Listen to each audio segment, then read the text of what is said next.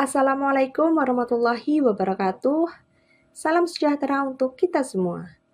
Halo teman-teman, perkenalkan saya Kika Febiana.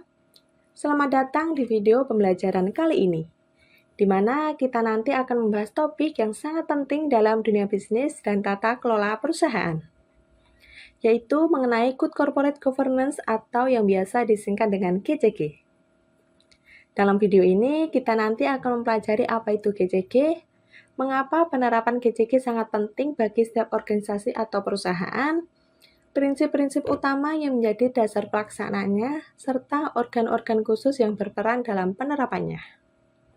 Yuk kita mulai dan pelajari bersama bagaimana GCG bisa menciptakan perusahaan yang sehat, transparan, dan bertanggung jawab. Langsung saja kita simak videonya. Yang pertama yaitu pengertian GCG atau Good Corporate Governance. Menurut Sukrisno Agus 2006, beliau mendefinisikan tata kelola perusahaan yang baik sebagai suatu sistem yang mengatur hubungan peran dewan komisaris, peran direksi, pemegang saham, dan pemangku kepentingan lainnya. Tata kelola perusahaan yang baik juga disebut sebagai suatu proses yang transparan atas penentuan tujuan perusahaan, pencapaiannya, dan penilaian kinerjanya. Yang kedua yaitu mengapa GCG itu penting.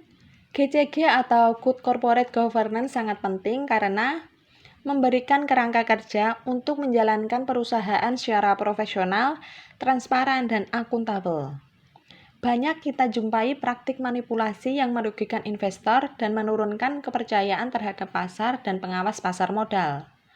Akibatnya terjadi penarikan dana besar-besaran yang menekan indeks saham. Nah, penerapan GCG ini menjadi salah satu solusi untuk memulihkan kepercayaan investor. Menurut Sukrisno Agus 2006, GCG penting karena yang pertama, meningkatkan kinerja organisasi, yang kedua, menciptakan nilai tambah bagi pemangku kepentingan, yang ketiga, mencegah manipulasi dan kesalahan yang signifikan, yang keempat, melindungi kepentingan para pihak, yang kelima, mempermudah akses investasi, yang keenam, menurunkan biaya modal, yang ketujuh, membantu pengambilan keputusan yang lebih baik, yang kedelapan, meningkatkan kepercayaan terhadap perusahaan, yang kesembilan, melindungi direksi dan komisaris dari resiko hukum. Yang ketiga yaitu ada prinsip-prinsip GCG atau Good Corporate Governance. Menteri BUMN mengeluarkan keputusan nomor Kep 117 MMPU 2002 tentang penerapan GCG dan menyebutkan ada 5 prinsip yaitu yang pertama ada fairness atau keadilan.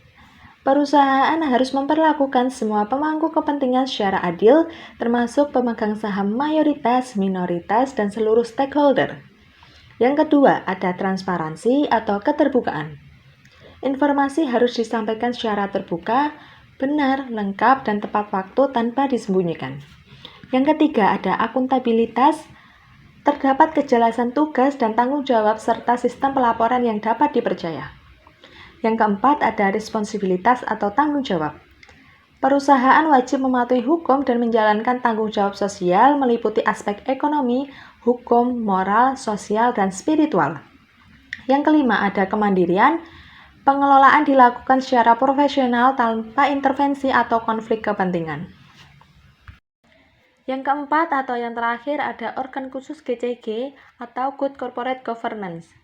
Menurut Indra Surya dan Ivan Gustiavananda 2006, mereka menyebutkan paling tidak diperlukan 4 organ tambahan untuk melengkapi penerapan GCG, yaitu yang pertama ada komisaris dan direktur independen. Merupakan pihak yang ditunjuk untuk mewakili pemegang saham minoritas atau independen. Mereka tidak mewakili kelompok tertentu, tetapi dipilih berdasarkan keahlian dan profesionalisme untuk kepentingan perusahaan.